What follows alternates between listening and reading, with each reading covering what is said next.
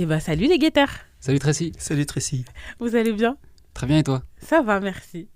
Alors, accompagné de vos petites tisanes, on va passer un excellent moment, j'espère. Carrément. Et on va commencer par vous présenter parce que je sais que tu l'as beaucoup fait, Fratoun. Excuse-moi, je tiens à m'excuser d'avance. Mais comment ça, du reggae chrétien? Mais pourquoi? Découverte totale. Mais en vrai, quand je travaillais justement, je me suis dit que cette interview, c'était aussi un moyen de vous faire découvrir à des personnes qui ne vous connaissent pas. C'est sûr. Malgré vos 18 années du coup. 18 ans. Ouais. 18 années de groupe, ça commence à faire. Il y a encore des gens qui ne vous connaissent pas. Et j'avais une confession à vous faire. Parce que moi, je vous ai découvert en réalité. C'était à Christensen de l'année dernière. Bah, c'est cool. Oui, mais j'avais beaucoup entendu parler des guetteurs. Je ne savais pas qui étaient les guetteurs. Et pourtant, votre nom, je l'avais entendu à plusieurs reprises, justement, sur différentes scènes, sur différents festivals, surtout à la période des festivals d'ailleurs. Et je me disais, oui, les guetteurs, quoi. J'ai jamais cherché plus loin. Et j'arrive à Christensen et j'étais avec les Ludwig's Boys. Et du coup, j'écoute, trop bien. Mais c'est qui? C'est les guetteurs. Et je me suis dit, d'accord. Et là, j'étais un peu énervée parce que je vous ai pas découvert avant. Et que tout l'été dernier, du coup, j'ai fait que écouter les guetteurs. Waouh. Vous m'avez contaminé avec le reggae. Mais c'est une musique d'été, hein, c'est bien. Hein, ça marche. Oh là là, mais quand j'étais au volant, personne ne pouvait m'arrêter. Donc, je suis très contente de vous recevoir. T'as écouté La Route ou pas? Du coup, oui. Et c'est depuis là, en fait, que je me suis mis en tête de vous recevoir. Parce que je me suis dit que si je ne vous connais pas, probablement que ma communauté ne vous connaît pas et que ma communauté doit vous connaître. Amen, merci Tracy. Merci, écoute, tout vient à point. Hein. À qui c'est attendre, exactement. Comme on le disait, ça fait 18 ans que vous exercez. Ça a commencé par toi, Fratoun, avec ton frère. Vous avez commencé à 2, malheureusement il ne fait plus partie du groupe, malheureusement ou heureusement, peut-être. Il fait partie du groupe en fait, mais il est dans l'administratif maintenant, c'est lui le président de la sauce, c'est lui qui dirige administrativement notre structure. D'accord, vous êtes une association. Et nous on est une association, on est une sorte de petite entreprise indépendante qui nous permet de faire nos propres concerts et de sortir nos propres albums. Et puis il nous fait l'honneur de revenir pour des percus, pour des concerts importants. Même ou des parfois concerts il remplace Vince. Il remplace, carrément, c'est normal. Donc moi, il est toujours là, c'est mon grand frère. Il est toujours là dans mon cœur. Il est là. Oui, il est toujours avec vous au final. Ouais. Ah d'accord, voilà. Il a choisi un vrai métier. Autre que la musique, c'est ça? Que ménestrel pour le Seigneur. Oh là là. Du coup, qui aujourd'hui fait partie du groupe Les Guetteurs? Alors le groupe tel qu'il est composé aujourd'hui, il date de 2013. Ouais. Au clavier, il y a Guillaume, le claviériste, qui lui en fait a intégré le groupe en 2010. C'était à une époque où justement mon frère venait de quitter le groupe. Ouais. Et on s'est retrouvés justement juste à 2 avec Guillaume. Et vers 2012-2013, on a voulu vraiment entamer un vrai projet de groupe professionnel. Et on a rencontré, par la grâce de Dieu, Damien, qui était l'ingénieur du son du groupe que j'écoutais dans mon enfance, et qui m'a présenté Vince. Et Vince est devenu batteur du groupe des Guetteurs du coup en 2013. Et on a rencontré Mathieu à la basse à un concert en 2013 aussi. Et Ludwig, on l'avait rencontré en 2011 à un concert, mais il est rentré dans le groupe qu'en 2015. Lorsque Guillaume est parti à l'étranger pour un échange pendant 6 mois, j'ai voulu le remplacer et on a recruté Ludwig et depuis il y est resté. Okay. Et puis voilà, chaque musicien a ses remplaçants. Donc en fait, c'est devenu une sorte de... J'aime pas trop ce mot, mais c'est une grande famille, quoi. C'est-à-dire qu'on tourne... Il y a une dizaine de musiciens, quoi. Ouais, on a même un violoncelliste, on a une choriste aussi qui nous accompagne sur plein de dates. Donc voilà. Okay. Sachant que Ludwig est guitariste, du coup on a remplacé le clavier qui est irremplaçable en fait par un guitariste et du coup on s'est dit mais finalement guitare plus clavier c'est très bien, et il fait des cocottes et du coup on est resté avec Ludwig évidemment. Ah bah oui, parce que c'est une famille, même si j'aime pas trop ce mot. Voilà. Non mais j'aime pas trop ce mot parce que tu sais, souvent ça fait un peu secte. C'est une grande famille, donc je suis le grand chef. C'est atroce. Non, surtout pas. Non, on est d'abord des enfants de Dieu, du peuple de Dieu. Mais justement, quand on parle de groupe en général, on parle quand même aussi de leader. Il faut bien qu'il y ait quelqu'un qui guide tout ça. Et si je comprends bien, c'est toi qui as ce rôle. Ouais.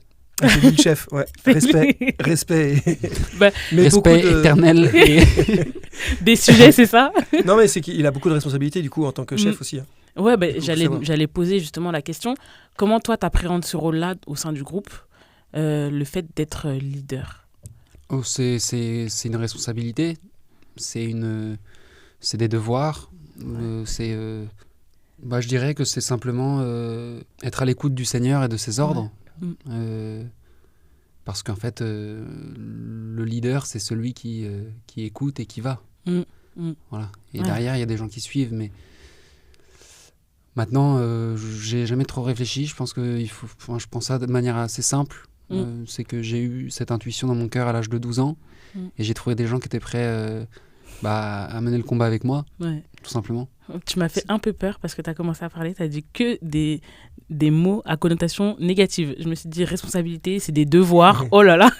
Mais c'est beau, tu m'as rassurée. Mais c'est beau, il faut en parler du sens du devoir, c'est assez beau. Et moi je vois surtout il faut qu'il y ait quelqu'un qui ait la vision. C'est lui qui a reçu cet appel. Et en fait, un appel, c'est trop beau de le suivre. C'est ce que fait Jésus, en fait. Il recrute. Et donc, je trouvais ça très beau que Fratoun, il recrute. Moi, j'étais très fier d'être recruté quand j'ai été recruté. Et en me disant, en fait, c'est lui qui a la vision.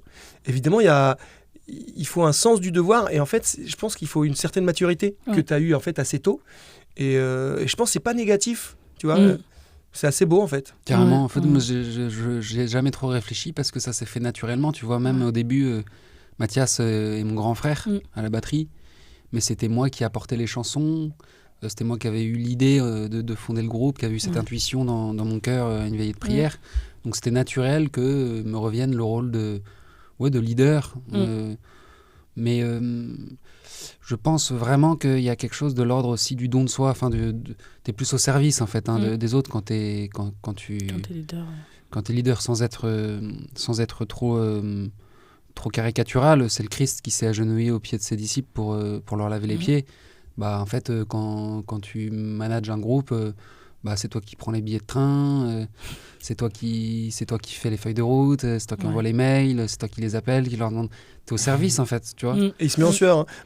Maintenant qu'on est parents, moi je dis quand même, c'est très beau parce que tu restes quand même. C'est toi qui te couches le plus tard, parce qu'il y a des moments où on peut partir quand même. Parfois avec les enfants, on a besoin, il faut. Moi j'ai pas d'enfants encore, donc ça va.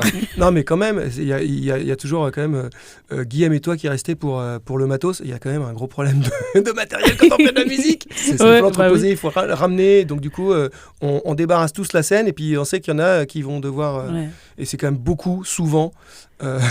Le chef. C'est à ça qu'on reconnaît les vrais chefs. Parce que c'est vrai que quand on regarde bien, ceux qui ferment en partant. Vers nos familles. Après là, je suis aidé administrativement et tout dans le management par Camille, il faut le dire. Tu vois. Il y a des gens qui nous entourent quand même. Tu vois, Camille, on l'a recrutée pour nous aider dans tout ce qui est logistique et tout. Donc elle fait vraiment partie du groupe. Ça fait 2 ans. Parce que en fait, quand j'ai commencé à m'y mettre à temps plein, j'ai senti que je pouvais pas tout porter tout seul.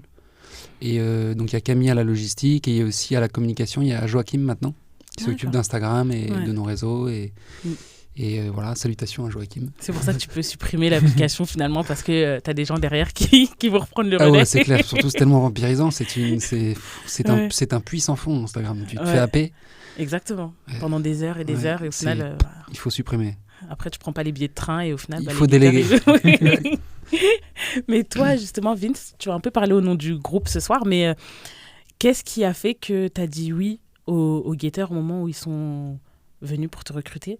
Qu'est-ce qui fait que le Seigneur, il aime bien jouer avec des confluents. C'est-à-dire que pile au moment où Fratoun il cherchait des musiciens, moi-même je cherchais mon chemin, je venais de redécouvrir en fait le sens de la louange et d'être au service en fait de la louange.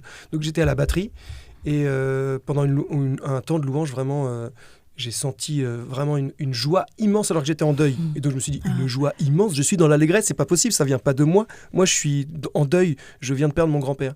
Et en fait je me suis dit, mais c'est ça ce cadeau incroyable, je veux le vivre le plus souvent possible et je veux le faire vivre. Donc j'ai prié et j'ai dit, Seigneur, si c'est ça ton appel pour moi, amen. Et vraiment, quelques jours plus tard, donc Damien qui m'avait vu à ce festival, on a parlé, il a parlé de moi à Fratoun. Donc vraiment ça s'est fait à un moment où moi je cherchais à me mettre au service. Et incroyable. Du coup, tu l'es depuis. En fait, il faut être honnête, les guetteurs, on a été emmenés là où Dieu nous a appelés. Mais en fait, c'est pour ça que j'aime pas trop ce mot de leader, parce qu'en fait, c'est simplement écouter, tenter d'écouter la parole de Dieu et savoir où est-ce qu'on est appelé, où est-ce qu'il nous appelle, quoi, où est-ce qu'il nous veut, tu vois. Moi, j'ai cette parole qui me vient, c'est j'irai là où j'irai là où tu iras. C'est la parole que tout chrétien devrait avoir par rapport au Seigneur, tu vois. Et nous, les guetteurs, on ira là où le Christ ira, quoi. Ouais. Et on sait où il est allé, donc c'est ça le problème. Mais pour l'instant, vous êtes allé même jusqu'en Irak en 2016, et c'est quelque chose qui m'a frappée parce que ça donne une dimension missionnaire en plus à votre groupe. J'ai l'impression. C'était une mission humanitaire, mais je ne sais pas si c'est missionnaire parce que on reçoit tellement là-bas. En fait, c'est une terre où évidemment ils ont subi, où il y a eu des attaques, mais c'est incarner la promesse de Jésus qui a dit mais oui, on vous tuera et on vous persécutera en mon nom, mais je vous enverrai un défenseur. Et en fait, moi, ce qui m'a marqué en Irak, c'est que sous la première odeur d'essence, de pétrole qu'on a, il y a vraiment une onction, il y a l'Esprit Saint qui planait. Moi, j'ai vraiment ressenti mes côtes s'ouvrir et j'ai vécu une expérience charismatique. Je ne sais pas si tu as vécu la même chose, toi qui as fait d'autres pays depuis, mais en fait, en Irak, il y a vraiment ça, parce que c'est une terre où les chrétiens sont là depuis très longtemps, les Chaldéens, les Syriaques, et qui rayonnent dans des territoires dangereux et difficiles. Et ils ont accueilli, nous, ceux qu'on a rencontrés, ils ont accueilli des musulmans, des yézidis, qui étaient persécutés aussi par Daesh, et ils les ont accueillis en tant que chrétiens. Quand on est arrivé, il y avait une immense croix de 40 mètres de haut, alors que nous, on a du mal à porter des signes d'obédience chrétienne. Et ben eux, ils ont mis une grande croix en disant mais on vous accueille au nom de Jésus, quoi. Le zèle dans la foi, c'est vraiment ce qui en est ressorti de ce voyage, c'est d'être confronté à des gens qui avaient le même zèle que les premiers chrétiens, quoi. De ces gens qui n'hésitaient pas à donner leur vie et presque cherchaient le martyr, quoi. Là-bas, il y a un zèle qui est encore présent, et c'est peut-être lié au fait qu'ils vivent sur des terres primitives, les terres des premiers chrétiens.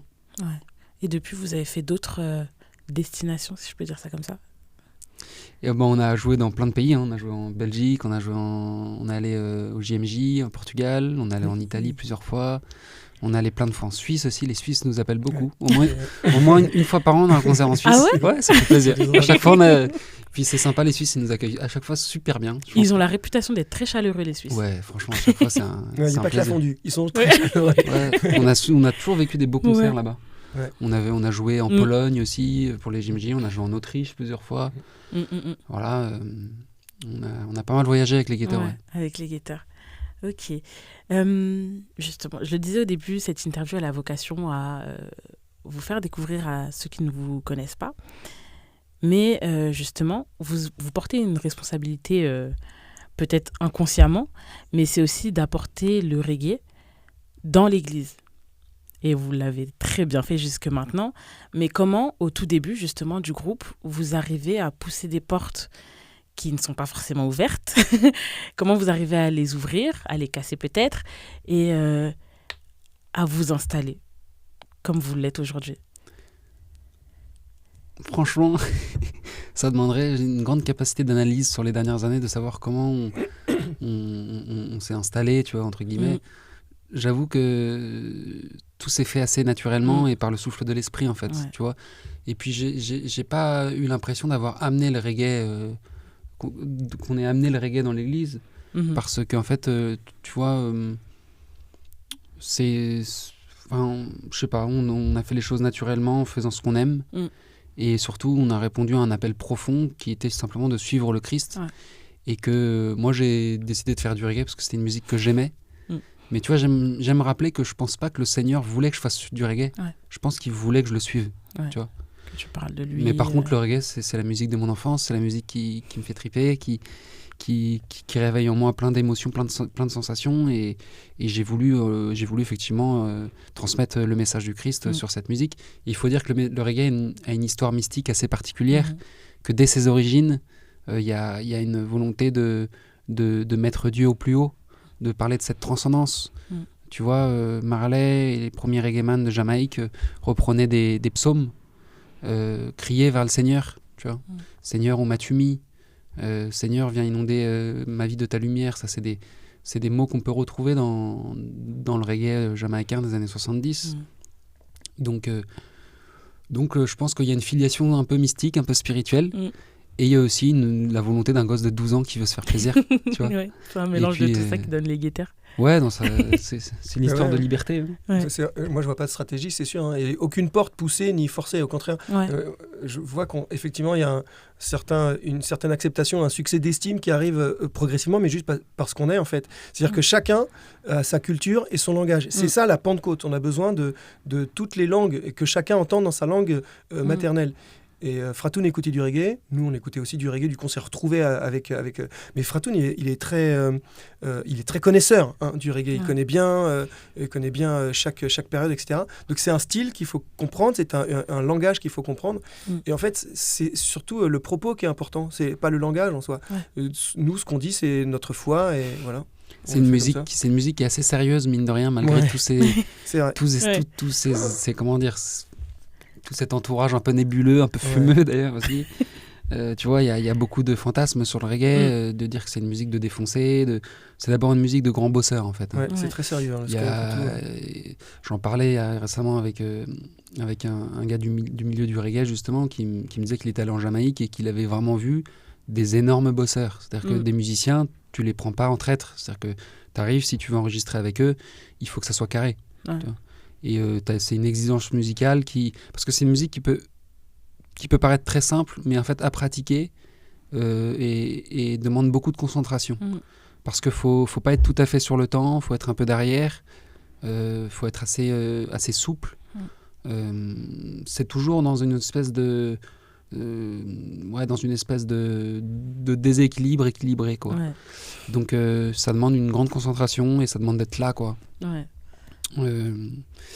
Donc voilà, c'est une musique qu'on prend au sérieux, et c'est pour ça que je pense que d'une certaine manière t'as même des gens qui n'ont pas la foi chrétienne, toi, qui nous écoutent aujourd'hui, même si ça reste une minorité, mais parce qu'on a pu on a voulu se donner les moyens de notre ambition, quoi.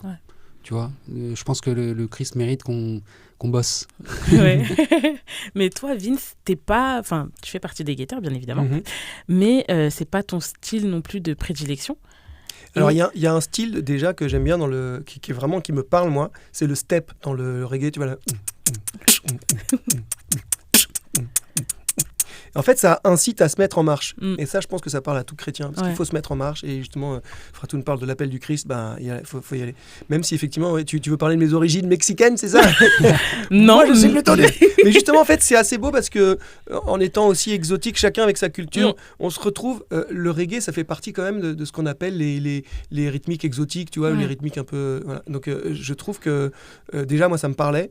Et en tant que, justement, que métisse, où moi, je viens de Versailles, tu vois, donc une ville un peu où il n'y a pas trop de couleurs, tu vois. Et donc déjà que Fratoun, il propose du reggae, je trouvais ça génial, quoi. Moi, j'ai tout de suite sauté sur l'occasion. Je me suis dit, mais enfin, quelque chose qui me parle, quoi, tu vois, un peu exotique, un peu audacieux, exotique. Voilà. Ok. Mais tu parles de quelque chose d'intéressant. Tu viens de Versailles. Le groupe Les Guetteurs est basé à Boulogne. Ouais. À Boulogne, il y a aussi le groupe Be Witness. Open. Open ? Ouais, Open. Be Witness, ça c'est Nanterre, mais c'est pareil, ou Boulogne maintenant. Ouais, Boulogne, Be Witness, ils sont à Nanterre maintenant ? Be Witness, non, en fait, ils étaient pendant un moment, mais il y a Praise qui a repris le... Alors, en fait, on fait du name dropping, mais en gros, Praise. Open, ouais, mais justement, ça m'intéresse. Qui était au service à Boulogne. Ça a été repris par Praise. Et Be Witness, je me demande si eux, ils sont de la même région. Mais Bordeaux, maintenant, plutôt, ils sont à Bordeaux-Lyon. Ah, oui. C'est entre Bordeaux et Lyon. Ok, d'accord. Mais du coup, c'est très bien le name dropping que tu viens de faire, parce que en faisant justement la liste de tous ces groupes qui émanent de Boulogne et ses environs, justement, je me demandais, mais qu'est-ce qui se passe là-bas ? Il y a une onction particulière ? Qu'est-ce qui se passe ? Et j'avais... La nouvelle French Touch. Mais j'avais participé à justement une conférence, la conférence Change, justement, l'année dernière. Et je pense que j'ai eu une partie de ma réponse et que vous allez m'apporter l'autre, peut-être, l'autre partie de la réponse, parce qu'il y a une effervescence qu'on voit peu, ou du moins peu dans d'autres diocèses parisiens. Et je me posais cette question-là, de savoir qu'est-ce qui se passe à Boulogne qui fait qu'il y a autant d'effervescence, justement. C'est compliqué de parler de sa terre d'enfance. Moi, c'est ma terre natale, Boulogne. Donc, Je vois d'abord tous les endroits où j'ai vécu mon enfance, je vois d'abord les endroits où j'ai joué au foot avec mes frères. Donc en fait, j'ai pas trop de réponses à te donner, sinon que c'est à Boulogne que j'ai rencontré le Seigneur, que j'ai vu son visage. C'est à Boulogne déjà que mes parents m'ont élevé dans la foi. C'est à Boulogne qu'ils m'emmenaient à la messe tous les dimanches. C'est à Boulogne vraiment que j'ai grandi dans la foi, que j'ai reçu cet héritage. Puis c'est à Boulogne qu'à l'âge de 12 ans, un soir d'avril 2007, eh bien, à l'église du quartier, j'ai ressenti vraiment cet amour incroyable du Seigneur, cet amour inconditionnel qui te prend et que tu peux plus ignorer, et puis d'ailleurs que tu t'oublieras jamais, qui reste en toi comme une empreinte, et qui m'a poussé à fonder justement un groupe de musique, ce groupe de musique, Les Guetteurs, qui m'a poussé à aller voir mon frère Mathias et lui dire viens, on fonde un groupe de musique, on fera du reggae et on témoignera de cet amour incroyable, cet amour qui concerne tout le monde.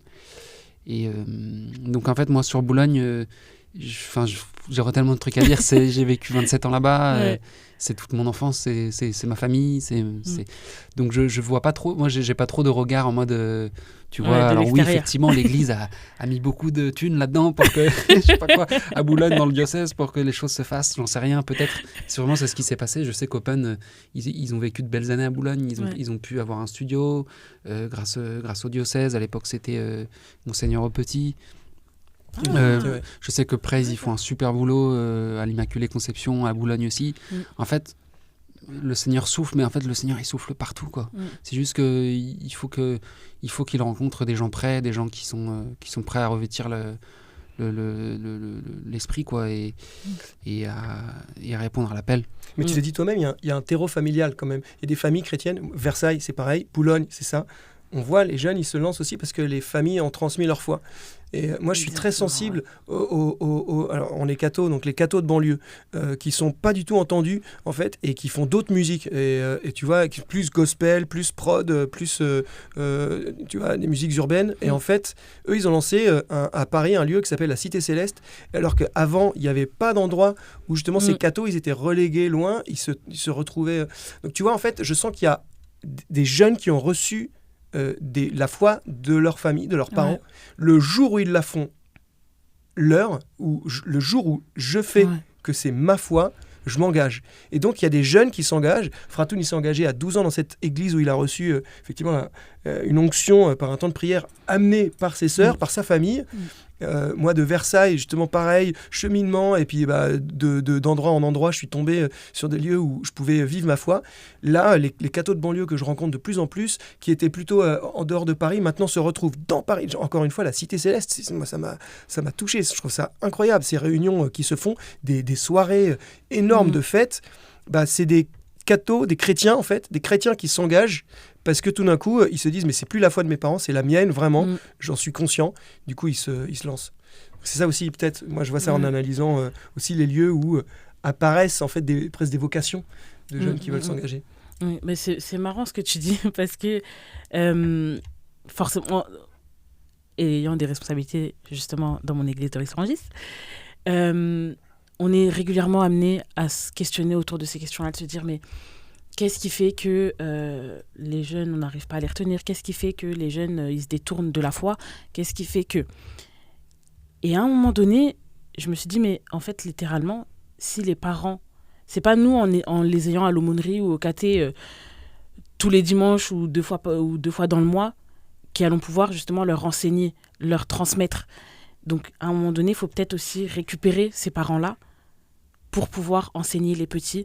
Et c'est une réflexion qui est en cours. Donc là, je l'expose, mais elle est en cours. Mais savoir comment aussi, du coup, ramener Dieu au sein de ces foyers-là qui ont perdu la foi ou qui n'en font pas leur priorité. Donc, ce terreau-là, en effet, faut le rendre fertile. Ouais, exactement. On va venir prendre du terreau à Boulogne, du coup. Mais tu vois, moi, je pense que Dieu est un Dieu incarné. Donc, effectivement, moi qui suis souvent allé en Terre Sainte, j'ai pu voir que il attachait de l'importance à la terre, à la géographie, aux endroits où il voulait que son esprit souffle. Mais la France, elle est tellement bénie. En fait, la France, elle est bénie. C'est un pays qui est béni, la France. Faut voir que nous, On a fait des dizaines, des centaines, peut-être même d'endroits en France où on est allé, où on a été accueillis par des aumôneries, des paroisses qui nous ont accueillis, en fait, qui nous ont montré que l'esprit il souffle partout et que, en fait, c'est qu'une question de disposition du cœur, quoi. C'est une question d'âme. Ouais. Et on parle de Boulogne, mais c'est drôle. Moi, j'avais jamais répondu à cette question. Les questions sont très originales. Intéressant. Hein. Et puis là, tu parlais de portes. Nous, on a vécu qu'on nous ouvrait des portes, hein, vraiment. C'est vrai que c'est que des invitations, nous, les guetteurs.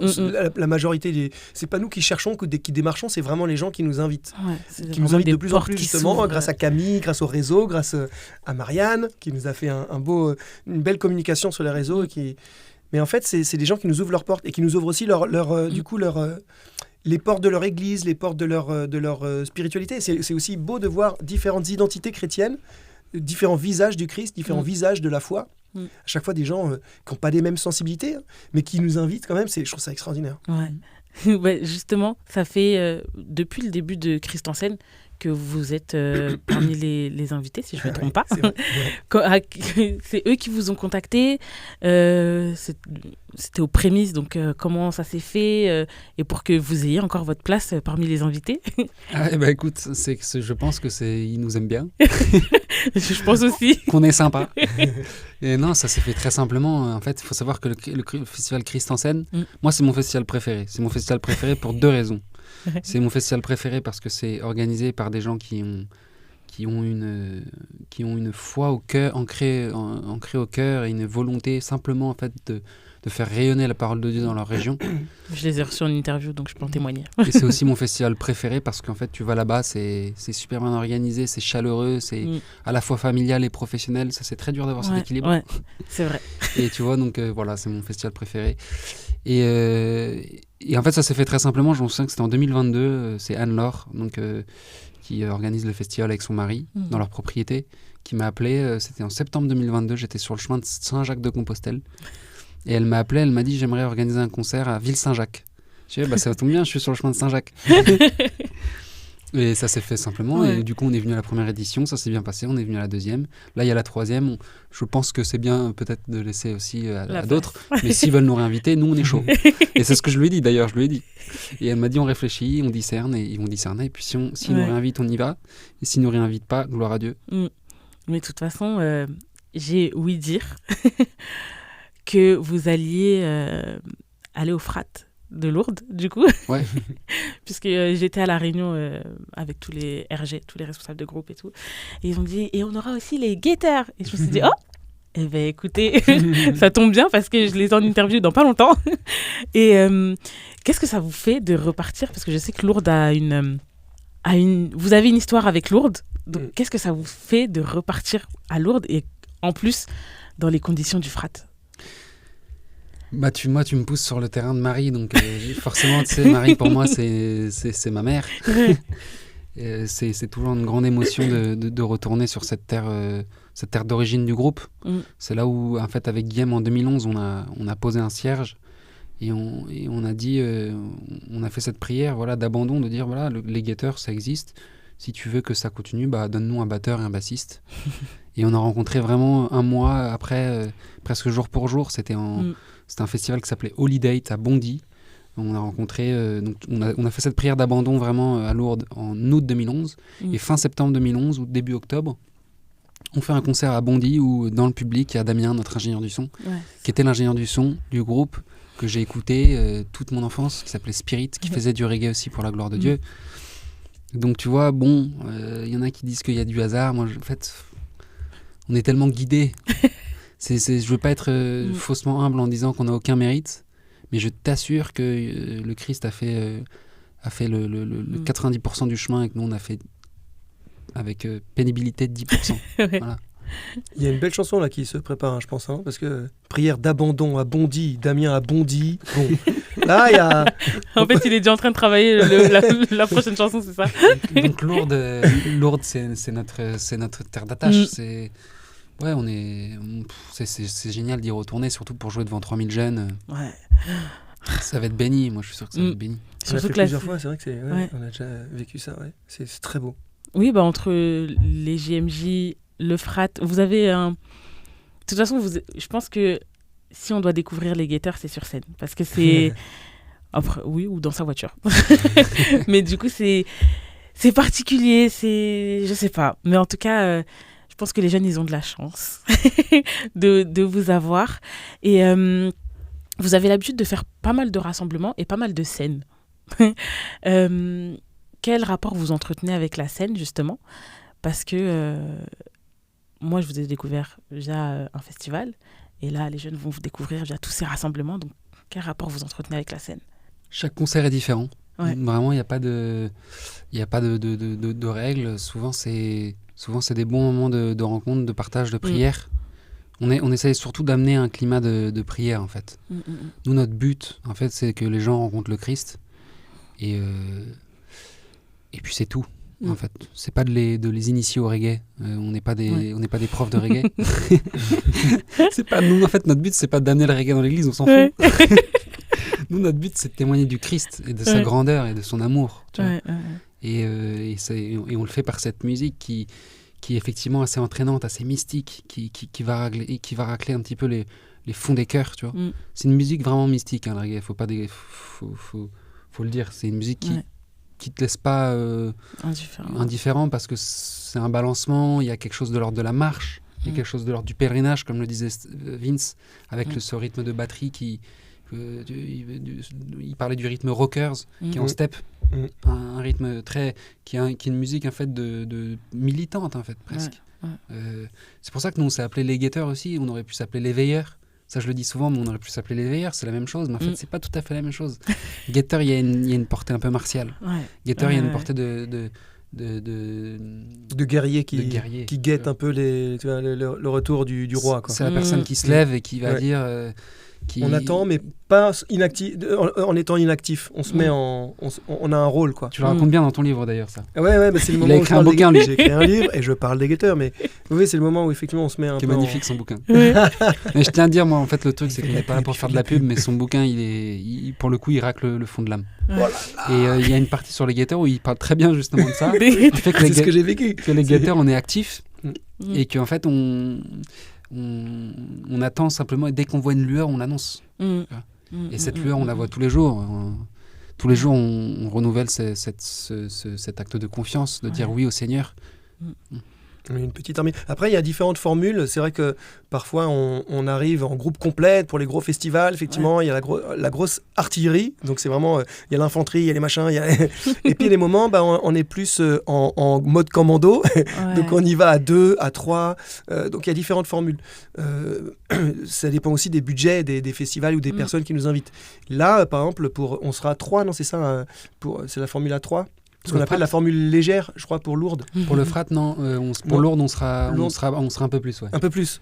Donc, c'est encore voilà, c'est en égo. Mais l'idée, c'est quand même d'apporter le maximum à ces jeunes. Et... Ouais. Voilà. C'est ça en fait. C'est ça qui est beau aussi, c'est qu'on peut se mettre en... Il y a des moments où l'oreille a besoin d'avoir quelque chose de très doux et Fratoun, ses textes, la guitare, ça suffit. C'est très beau dans une veillée. On a fait des écoles aussi. On était 2, cajon, chœur, et puis voilà, encore une fois, Fratoun, sa guitare, ses paroles qui font mouche, qui sont très fortes. Et il a une plume, parce que moi j'ai écrit un livre, effectivement, je fais la pub, il s'appelle Le Nom du Père. Mais Fratoun, il en écrit plein des livres. Et puis il écrit plein de textes. C'est un grand écrivain aussi. C'est Samuel Olivier qui l'a présenté au Jesus Festival comme l'une des meilleures plumes chrétiennes. Je pense qu'il y a vraiment un adoubement de la part de ce type que j'affectionne et que j'admire, qui écrit très bien et qui reconnaît dans l'écriture de Fratoun.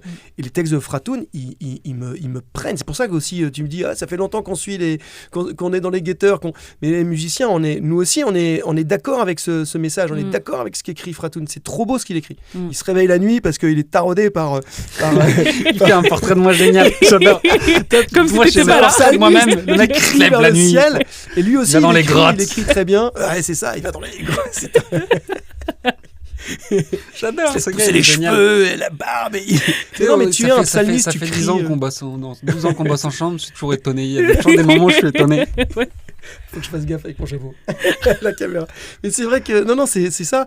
Toi aussi, t'écris. Et c'est vrai que je pense que la plus grande force des guetteurs aussi, c'est cette écriture. Cette saveur aussi. On sent qu'il est pétri par la parole de Dieu, qui va chercher dans son chemin de foi et qu'il parle de choses vraies. Il faut être authentique. En art, si t'es pas authentique, tu passes à côté, tu peux rien faire, quoi. Je crois que c'est ça. Ouais.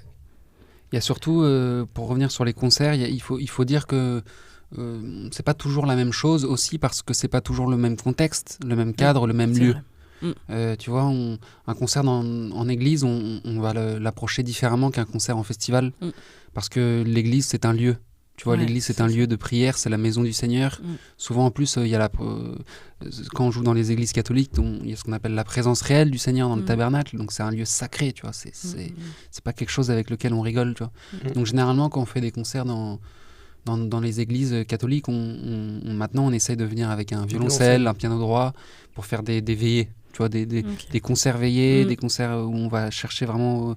On va aller chercher vraiment au fond des choses, au fond du témoignage, au fond de l'annonce, dans des choses, dans des veillées qui s'apparentent à des veillées presque de réconciliation. On parle de la miséricorde du Seigneur, on parle de son don sur la croix, où on joue des chansons très méditatives. Mais quand on nous invite à un festival, où on sait que là il va y avoir des subs, et on sait qu'il va y avoir des bons matos et tout, là on arrive le full band, et c'est un grand régal de balancer du vrai reggae, de la musique que j'écoute depuis mon enfance. Et puis il y a aussi, parfois on est invité dans des événements comme les GMJ ou comme le Frat, où là encore une fois il faut s'adapter, parce que tu vois, on est moins du coup dans le témoignage, dans le sens que on est plus là pour faire kiffer les gens, les faire danser, et c'est aussi une forme d'annonce, tu vois, c'est la joie du Seigneur, la joie d'être rassemblés ensemble. Voilà. Mais après... parce qu'ils sont déjà chrétiens, mais... Ouais, au Frat et au GMJ, ils sont déjà chrétiens. Donc, en fait, des festivals aussi, pas du tout chrétiens, d'ailleurs, on en a fait quelques-uns en Belgique, puis on a fait à Bordeaux, là, le Reggae Sunska. Et là, c'est assez beau aussi de se dire, on est sur un territoire. Là, par contre... Et on arrive avec notre musique pour parler de notre message, mais on est effectivement à chaque fois...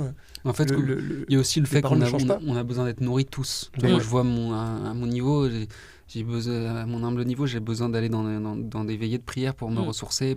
J'ai besoin de recevoir, en fait. Et les chrétiens, ils ont besoin de recevoir, donc on est là pour leur donner un petit peu de ce qu'on a. Voilà.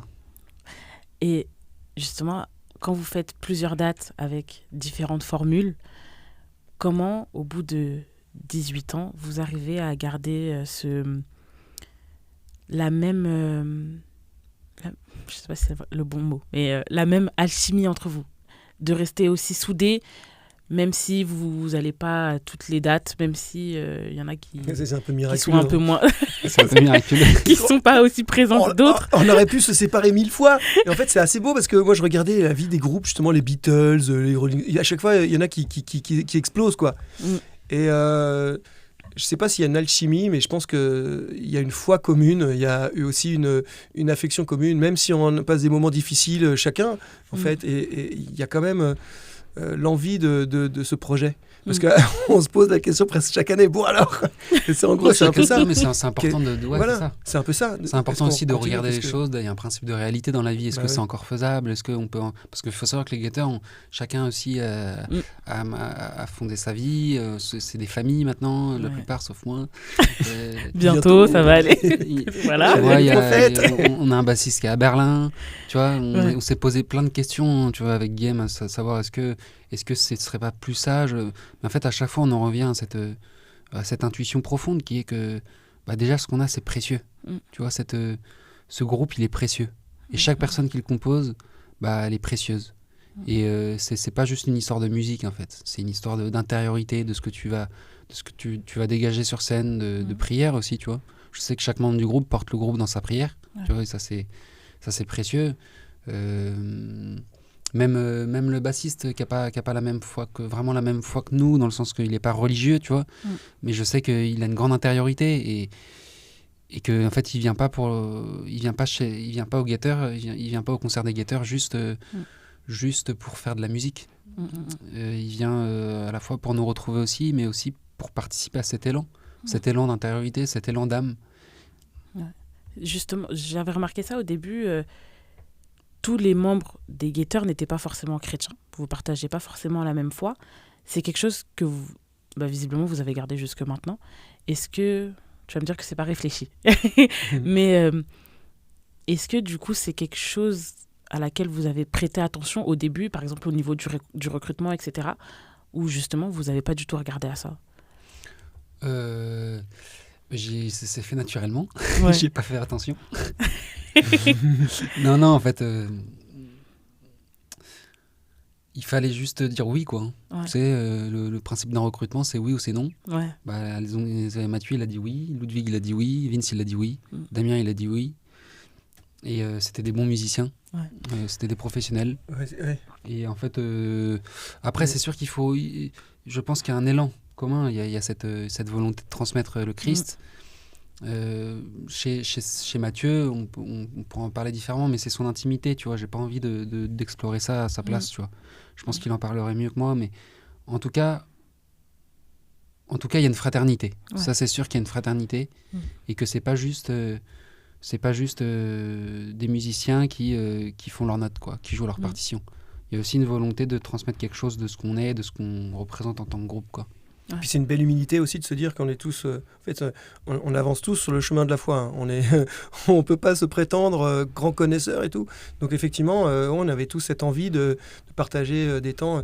Il y a des moments, on fait systématiquement des temps de prière pour le groupe.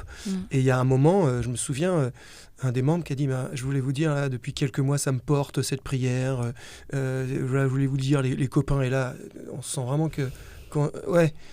Il y a la musique, effectivement, on veut être professionnel, on veut bosser, mais qu'il y a en fait vraiment la prière et cette force qui du coup, vient vraiment du Christ, quoi. C'est clair.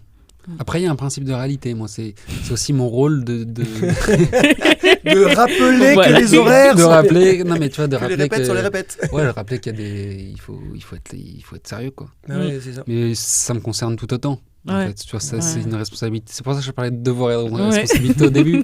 C'est que moi, en fait, je suis pas à l'heure normalement. Même pour les guetteurs, je t'assure, j'essaie d'être à l'heure parce que si je leur dis d'être à l'heure, il faut que je sois à l'heure moi-même. Mais je t'assure, c'est une galère.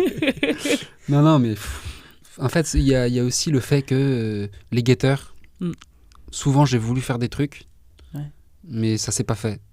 Et souvent, en fait, les choses se sont faites pas comme je les voulais. Tu vois. Donc j'en retire que on suit simplement l'esprit, quoi. Ouais. Voilà. Comment c'est justement de partir comme ça sur les routes avec les guetteurs? Parce qu'on a différentes personnalités, on le voit avec Vince. Comment c'est aussi, et comment ça se passe aussi, parce que forcément là c'est pas juste 2 ou 3 heures de répète, là c'est vraiment aller en déplacement, c'est vivre en communauté. Comment ça se passe? Ça, c'est des questions qu'on nous pose jamais, quoi. C'est vrai, c'est bien, c'est très cool. Bah, ça se passe, je pense que, en tout cas, moi, comment je vois les choses, je pense que tout doit partir de la prière. Voilà. Que si tu vas sur scène pour témoigner du Christ, bah, il faut que tu pries. Voilà, c'est peut-être très pharisien de dire ça, mais en fait, il faut se mettre des canons de prière, presque quotidiens. Il faut s'ancrer parce que sinon, tu tiens pas la route. Ouais. Sinon, je l'ai pu vivre. Moi, j'ai pu le vivre en 18 ans. J'ai eu le temps d'avoir des déserts et jamais de reniement, mais même pas des doutes, mais plus des, comment dire, des questionnements ou une légèreté aussi, tu vois, par rapport à la prière. Non, mon gars, faut que tu pries. Faut que tu prennes ton chapelet, faut que tu prennes ta croix, faut que tu ouvres ta Bible, tu vois. Parce que sinon, je t'assure qu'au bout d'un moment, tu te dessèches, mais c'est pas le bon dessèchement qui va t'emmener au désert pour que le Seigneur te parle. C'est le mauvais dessèchement qui va te rendre tiède. Et Dieu vomit les tièdes. Donc, tu parles de la tournée des guetteurs. Je change un peu de sujet, mais j'essaie de le centrer sur le fait que, en fait, ça va bien se passer si on a confié ça au Seigneur. Et puis sinon, ça se passe bien. On boit des coups, on mange. Ouais. Moi, je vois avec mon épouse, tu vois, c'est vraiment une question qu'on se posait. Et ma femme, elle m'a dit, mais c'est trop beau comme mission de parler du Seigneur sur les routes. Et puis les guetteurs, elle aime beaucoup, en fait. Je crois qu'elle a même rencontré les guetteurs avant de me rencontrer moi, en fait. La première fois qu'on s'est vus, on ne savait pas qu'on s'était vus, quoi. Tu vois, elle a vu les guetteurs avant qu'on se rencontre à l'église, en plus. Ouais. Et vraiment, mon épouse m'a dit, à un moment, on se disait, qu'est-ce qu'on fait? Elle m'a dit, c'est trop beau les guetteurs, faut y aller. Donc tu vois, j'ai entre guillemets, l'aval de ma femme pour aller sur les routes. Je sais que je peux pas partir trop longtemps, surtout quand elle était enceinte, c'était chaud. On est rentré à un moment, on a eu un accident sur le... Toi, tu étais déjà parti.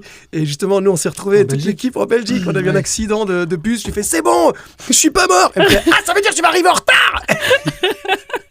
T'aurais dû partir avec Frato, il est parti dans la nuit. Moi, j'étais parti dans la nuit parce que j'ai le baptême de mon filleul le lendemain.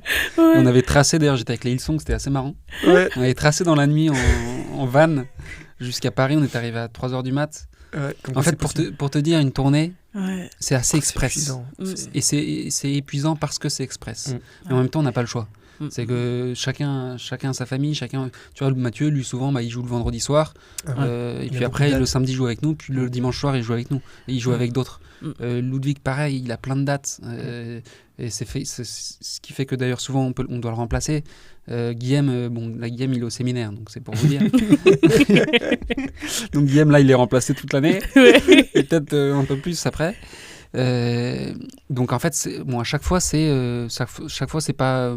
Souvent, c'est pas la composition type. C'est pas la composition titulaire. Ouais. C'est un peu comme une équipe de foot. Mais Ouais. et à chaque fois, on arrive le jour même pour repartir le lendemain. Mm. Moi, j'aimerais faire autrement. Mais le fait est qu'on est obligé de faire ça Ouais. et c'est ce qui fait que c'est épuisant. Mais après, c'est aussi gratifiant en fonction des concerts. Parfois, ça se passe vraiment super bien et ça te nourrit. Tu vois, quand ça te nourrit, ça c'est vraiment que tu as tout gagné. Ouais. Par contre, ça peut épuiser aussi. Et, ça, c'est quand C'est il faut te reposer. Je me souviens là, d'une tournée où on devait enchaîner 3 ou 4 dates et où on cherchait un chauffeur du coup et on a recruté en fait Camille qui était une comment dirais-je une fan des Guetteurs en fait, quelqu'un qui aimait le groupe et en fait elle nous a répondu direct. Elle venait en plus d'avoir un bébé hein. Et son mari a fait ah mais c'est trop cool, vas-y. Et elle a profité de son entre guillemets congé mat pour faire ouais et en fait c'était trop beau. Elle nous a recrute des chauffeurs. Ouais. Avis à la population. Ceux qui veulent être chauffeurs de Guetteurs. Chaque concert. Moi j'ai mon permis. Ça marche. Écoute, on t'embarque. Carrément. Voilà, on t'embauche. Camille elle avait fait un super boulot parce qu'on avait un concert à La Rochelle et le lendemain un concert à Brest. Ah ouais. Et on devait transporter notre matos, notre sono, tu vois, Ouais. et l'installer et tout. Et Camille, je peux te dire que c'était du lourd. Bravo Camille. Elle a été efficace. Ouais. Camille Noé, voilà. Ouais. Big up Camille Noé. Ok. Et à toute sa famille. Sois béni. Ça, c'était un beau souvenir de tournée, tu vois. Tu parlais des tournées, moi j'ai des beaux souvenirs. Il y a tellement de souvenirs, on en a fait des centaines des concerts. C'est ça fait des souvenirs en plus. Je sais même pas combien on a fait de concerts, je pense que tu vois, ça doit se compter en... Puis il y a des moments où il y avait des tournées, mais comme on n'avait pas les tour managers, et que c'était selon les demandes, on faisait la France en long, en large, on redescendait, on avait fait des trucs. On a fait Saint-Malo-Montpellier. Saint-Malo-Montpellier pour remonter après, pour finir à Paris. En camion. Ah oui, parce que dans une tournée, finalement, il y a... Faut le matos, faut le matériel. Faut prendre en compte les différentes dates Ouais. et les agencer de manière à ce que ça fasse pas... Voilà. Et puis ça dépend. Selon les festivals et selon les deux. Parfois c'est l'organisateur qui prévoit le matériel sur place, parfois c'est à nous d'amener notre propre matos. Parfois c'est oublié. Qu'on loue du coup parce qu'on a notre propre sono. Mm. Donc en fait c'est toujours. En fait, faut savoir que c'est un gouffre logistique de préparation, d'organisation. C'est ce qui prend le plus de temps et c'est ce qui moi me prend le plus de temps aujourd'hui. Oui. Et c'est pour ça que je suis assisté de Camille, qui n'est pas la même Camille que La Rochelle et Brest, Du coup, ouais. Ah d'accord. mais qui est Camille Vigneault qui D'accord. s'occupe de notre logistique et Camille V. Ok. voilà. Mais parce que toi, t'es à plein temps du coup sur les guitares. Moi je suis à plein temps sur les guitares, ouais. Ah oui, quand même. Ok. Ouais.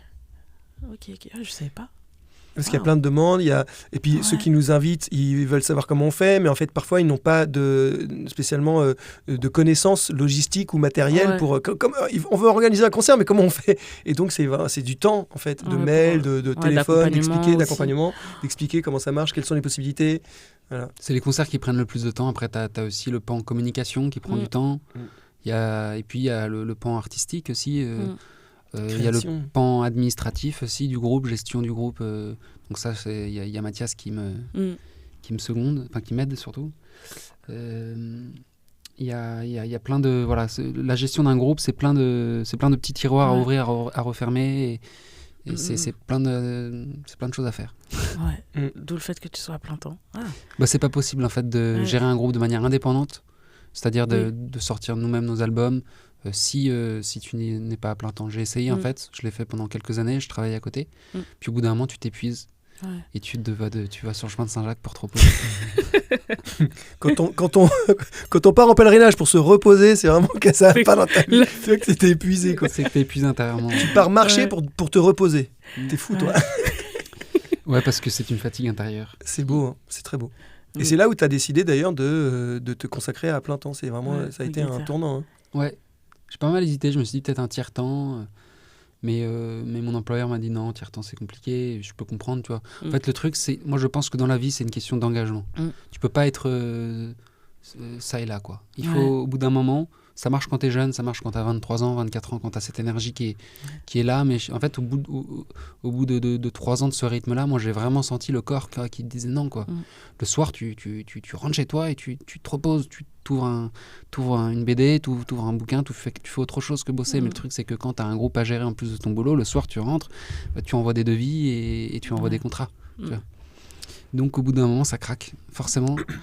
Et ça demande un engagement, ça demande simplement de faire des choix qui sont radicaux, de quitter ton travail. Mais le Seigneur t'accompagne si c'est bien sa volonté. De toute façon, même, il t'accompagne, même si c'est pas la... Le Seigneur, il accompagne. Il accompagne. Il faut savoir que c'est le grand accompagnateur, le Seigneur. La question se pose pour Guillaume aussi. Il a le grand accompagnateur aussi, le Seigneur qui l'accompagne. Qui va, voilà. Pareil, en fait, on est tous sur ce chemin-là, de discernement, d'engagement. C'est un équilibre à trouver entre prévoyance et abandon. Voilà.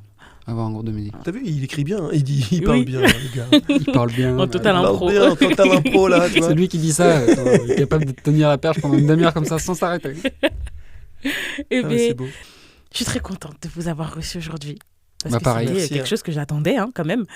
Et je vais vous laisser le mot de la fin. Parce que moi, je suis ni écrivaine, ni... Et j'écris pas des chansons non plus. Je suis ni compositrice. Donc, vous aurez des meilleurs mots que moi pour clôturer cette interview. Ça a été un plaisir de vous recevoir, en tout cas. Merci, plaisir partagé, Tracy. Tu veux conclure ? Je sais pas, moi, j'ai cette phrase d'Emmaüs, là. C'est très beau, les disciples qui disent « Reste encore un peu ». Voilà, Seigneur, reste encore un peu avec nous, avec chacun et avec les auditeurs. Ouais, pour rester sur le domaine christique, je parlerai de cette phrase qui dit va, vends tout ce que tu possèdes et suis-moi. Voilà. Et je tiens juste à souligner ce mot suis-moi, qui en fait est aussi simple que profond. Suis-moi, c'est suis-moi aux noces de Cana pour trinquer avec moi et mes disciples. C'est suis-moi sur la route pour témoigner de la bonne nouvelle. Puis c'est suis-moi aussi sur la colline, au Golgotha. Là où il a souffert. Exactement. Et en fait, c'est le chemin de chacun. En tout cas, tout finira par la lumière de la résurrection. Amen. Merci en tout cas. Et nous on se retrouve bientôt pour une prochaine interview. Ciao. Bâtissons un monde meilleur. Que le soleil puisse briller sur tous nos frères et sœurs. On est tous des enfants du Seigneur. Tu sais, ce qui brûle, on ne peut brûler dans ton cœur. Et c'est bâtissons un monde meilleur, que le soleil puisse briller sur tous nos frères et sœurs. Hey, mon son va te bousculer en tantinéo. On a de la peine à force de voir le sang couler haut. Nous sommes des sentinelles dans un monde sans idéaux. On met le point sur les i, l'accent sur les hauts. Bambino, bambino, dis-leur que la force est dans le love.